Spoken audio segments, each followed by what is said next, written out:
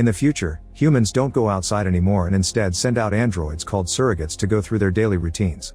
People control their surrogates from the comfort of their homes by using special chairs that connect them to the androids through neuropathic signals. If the surrogate is damaged, the person doesn't feel any pain, but they do experience all the pleasures the surrogates engage in. This allows people to make their surrogates all kinds of crazy stunts. They also can choose how they look, and now everyone on the streets looks young and beautiful. Crime and sickness quickly go down and society is losing its hate. However, a group of people called dreads think surrogates equal living in a lie, so they fight against their use and live in small isolation zones. Their leader is known as the Prophet, and he often makes broadcasts asking people to leave the chairs behind. One night in the city, a rich guy goes to a club and jumps into a crowd to then flirt with a woman, who he takes to an alley so they can share some kissing. At that moment, a strange figure shows up and electrocutes both of them, destroying the surrogates before escaping away on a bike.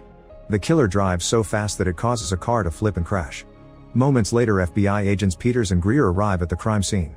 A cop informs them that the male victim isn't a registered surrogate but the female one is, however the owner hasn't made any reports.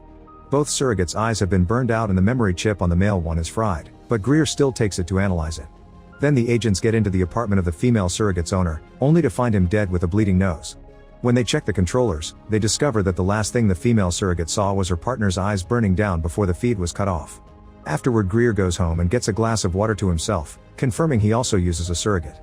While the android parks itself in the closet, the real Greer leaves the control chair and enters a kid's room, where he stares at a picture of him with his wife and their child.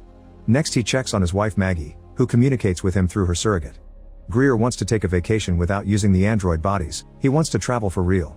He also points out they haven't actually been together for a while, only their surrogates meet each other, and Maggie says it's better this way. The next morning, some students find Jared dead and covered in blood on his chair, meaning he was the person behind the destroyed male surrogate. Moments later, Greer's boss Andrew shares the details with the agents. 2 people have died because of an attack received by their surrogates. Later, Greer and Peters check the footage from the surrogates' memories and notice a man with a weapon, so they conclude this was probably homicide. Then they get a call informing them that Jared was the son of Lionel, the father of surrogacy. His company VSI, or Virtual Self Industries, is one of the biggest in the world. However, Lionel was fired by his partners almost a decade ago. Since then, Lionel has been a recluse. The agents still find his location and pay Lionel a visit. They're met by one of Lionel's surrogates, who explains he's always been estranged from Jared. He also gave Jared one of his surrogates when he went to college, hoping it could help them bond. Peters asks a bunch of questions that make Lionel angry, so Greer tries to calm him down by showing sympathy because he also lost a son. When Greer asks if anyone would want to harm Lionel or Jared, Lionel realizes the killer had been trying to get him and hadn't known the surrogate was under Jared's control. Suddenly, the surrogate goes off and Lionel appears sitting on his chair as he has a breakdown because he caused his son's death. Afterward, Greer and Peters go to VSI to ask the representatives about people dying from their surrogates getting destroyed. The representatives get offended and swear the surrogates have fail-safes to avoid such problems. Next, the agents show the fried chip to an engineer, who inspects it and explains the only thing that could cause that is getting all the circuits fried at once. He also shows them that recently they received a truck of surrogates from the military with their optics and identity chips missing. The agents then go to a military camp, where a bunch of surrogate soldiers use the surrogates to fight in a war far away. When a surrogate is destroyed by a shot, the human controlling it just comes back in with a new one. A colonel tells the agents that the weapons used by the military can't affect the people controlling them. He also reveals that the military removes certain parts to keep for analysis. Later at the station, Peters finally identifies the man with the weapon as Miles, a guy who doesn't use surrogates. Soon technician Bobby, who doesn't use a surrogate either, informs them that the monitoring department has found Miles thanks to the FBI having access to all the surrogates' feeds in the city. Peters stays with Bobby to keep track of Miles' movements while Greer rushes to join the pursuit team. Suddenly an alarm goes off and Bobby sees a man harming a woman in a hotel, so he immediately gets a disconnection warrant to shut those surrogates down. Peters is shocked to learn this can be done and questions the morality and legality behind it, worried about the software potentially falling into the wrong hands. Meanwhile, Miles rides his bike through the city as the cops chase after him on cars and Greer follows them on a helicopter. The bike allows Mike to pull off some crazy moves and go through narrow spaces to gain an advantage, but eventually he is cornered and crashes into an alley, allowing the police to immediately surround him. Miles suddenly pulls out a weapon and shoots at the officers, hitting them with a wave of electricity that makes the surrogates convulse as their eyes pop out. Then he shoots at the helicopter, so Greer quickly disconnects while the pilot is hit by the electricity, causing the helicopter to start spinning down. Miles quickly makes his way to a dread settlement, only for the helicopter to crash on it. At that moment, Greer gets back into his surrogate and crashes into the dread zone as well. Thankfully, he comes out with just a broken arm and immediately goes after Miles, but when the dreads see there's a surrogate in their area, they get angry and start chasing Greer too. As they all run through different sectors of the slums, Miles keeps trying to use his weapon again, but it isn't working. To gain the upper hand, Greer jumps and climbs over various structures, getting hit by a truck in the process. Since he can't feel pain, he just keeps going until he finally manages to corner Miles and ask for the weapon.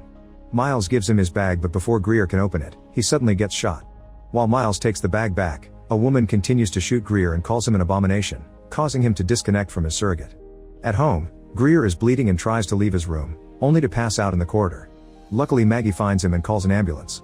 Sometime later, Miles wakes up and discovers the Prophet and his men in his house looking for the weapon. The Prophet wants to know where the weapon comes from, so Miles confesses he has no idea. An anonymous person contacts him through disposable phones and pays him to use the weapon, but that's all he knows. Soon news outlets announce that the Prophet sees the fallen helicopter as a personal attack on the Dreads and declares a revolution against the surrogate society. At the hospital, Greer also wakes up and learns from Andrew that he's been suspended. Furious, Greer breaks out of the hospital and meets with Peters, but as they walk he starts getting dizzy. It seems it's a side effect of using a surrogate for so long. Peters tries to get him a new surrogate, but those random models don't feel right. Greer decides to go to the Dread colony and is allowed in, thanks to his real body. As he looks around, he's disturbed to see his surrogate crucified. He also learns that Miles died, so he attends the funeral. The Prophet offers a speech and reminds everyone that death is a sign of true humanity, which androids don't have. After the funeral, Greer tries to approach the Prophet, only for his thugs to beat him up while the Prophet reminds him that feeling pain is the actual human experience. When Greer asks about the weapon, the Prophet laughs and answers with sarcasm, causing Greer to leave. Then the Prophet enters his trailer and reveals he's got the weapon hidden under his floor. In the meantime, Greer is picked up by another of Lionel's surrogates, who explains he's using a new model because his life is in danger. Greer tells him that Jareed's murderer was killed by the Prophet and shares his own story. His son died in a car accident, and there's nothing worse in the world than a parent outliving their child. Lionel points out that if they find where the weapon comes from, they'll discover who is trying to kill him. It couldn't have come from the Dreads because they lack the resources. When Greer gets home, he finds Maggie having a wild party with friends. In private, he argues with her because he wants to see the real her and not the hedonist surrogate. Maggie says she's changed and it can't be done. On his way out, Greer gets frustrated and beats a partygoer up until he sees the metal under the fake skin. After Greer leaves, Maggie's surrogate goes to look at the real body on the chair. Maggie takes off the goggles and cries. Greer returns to headquarters and learns that the VSI made a weapon contract with the military, but it was terminated and the reason is classified. In the evening, a surrogate breaks into Peter's home to check all her chair recordings and learns about Bobby's software that can shut down all the surrogates. Then he shoots Peter several times before taking her system and connecting it to a new person. At headquarters, Peter's surrogate is ready to act. The next day Greer meets with the colonel again and shows him a picture of the weapon. The colonel admits that's the weapon the military commissioned, but all prototypes were supposedly destroyed after they discovered they were killing the people behind the surrogates too. When Greer informs him that the Dreads have the weapon, the colonel announces the military will be in charge of getting it back. At the Dread zone, the Prophet gives the weapon to his men and orders them to give it to Peters. Later Greer tries to talk to Maggie about their relationship and the loss of their son. Maggie gets frustrated and points out she's only alive today thanks to the surrogate providing an escape from real life. When Greer insists on trying to discuss the matter, Maggie logs out of her surrogate and the real her takes some medicine. Soon the military is invading the Dread zone to retrieve the weapon. As the locals panic and run to hide, the Prophet and his men try to escape, only to be cornered by the soldiers. Both sides immediately open fire, but the military has more men and weapons, so the Prophet's group is quickly overpowered. The Prophet gets shot in the process, and when the soldiers approach him, they're shocked to see he's a surrogate. It turns out Lionel has been controlling the Prophet all along. Meanwhile Greer meets with Peters, who tells him Miles had been hired by Andrew to kill Lionel. Greer immediately goes to the headquarters to confront Andrew, deducing that the VSI gave him the weapon to kill Lionel for his anti-surrogate movement. When Andrew looks away, Greer stabs him in the back of the head, causing the surrogate to shut down. Then Greer checks Andrew's computer and downloads all the information related to the conspiracy. As Greer leaves the building, the real Andrew calls the other agents and tells them to arrest Greer for assault. Afterward Greer meets with Peters in her car, still not suspecting a new person is behind the surrogate. Greer explains that Andrew's files revealed Lionel is funding the anti-surrogacy movement and that he's found the codes necessary to activate the special weapon. Peters calls headquarters to tell them where to find Greer, and suddenly a truck hits them, sending the car off the road. As Peters walks away with the weapon and the access codes, Greer goes after her and a brutal chase begins that causes many accidents and lots of destruction on the streets. Peters' surrogate body allows her to dodge it with amazing jumps, and Greer ends up crashing into a store, so Peters gets to escape.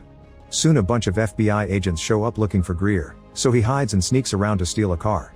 Then he calls Bobby and asks him to shut Peters' surrogate down, but it's too late. Peters got to him first and handcuffed Bobby. Now Peters is trying to access the entire surrogate network. At that moment Andrew finds her and tries making her see reason, only to learn Lionel is controlling her. A desperate Andrew tries to convince Lionel that surrogates are good for humanity, but Lionel wants people to live like actual humans and fires the weapon to kill Andrew as revenge for his son's death. Next Peters starts uploading a virus to the surrogate network, intending to kill every person using one. Moments later Greer breaks into Lionel's house and shoots the surrogate guards to force his way inside. He searches the house and eventually finds a hidden door that he goes through, finding a room filled with surrogates, including the Prophet and Peter's killer. Lionel is in a wheelchair pointing a gun at Greer and explains that people inside surrogates are already dead anyway, so he's doing humanity a favor. The computer announces the virus upload is done, so a satisfied Lionel self-deletes with a chemical compound. Then Greer takes Lionel off the chair and connects to Peter's surrogate. He immediately calls Bobby, who gives him instructions on how to stop the virus. With only 1 second left, Greer manages to interrupt the transmission and saves all the human users, but the virus still reaches the surrogates and is about to destroy them all. Bobby wants to teach Greer how to stop that too, however Greer allows it to go on so the world can be free from the surrogates. As the virus goes active, an FBI agent arrives and shoots Peter's surrogate. Soon surrogates all over the world shut down and start falling, filling the streets and buildings with lifeless robots. Greer leaves Lionel's house and watches how people are coming out feeling woozy and confused. Once he makes it home, Greer finally gets to hug the real Maggie again. The news announced surrogates don't work anymore, but no person got hurt, so now humanity has to get used to living again. Make sure to subscribe and turn on notifications so you can watch more videos like this. Thanks for watching.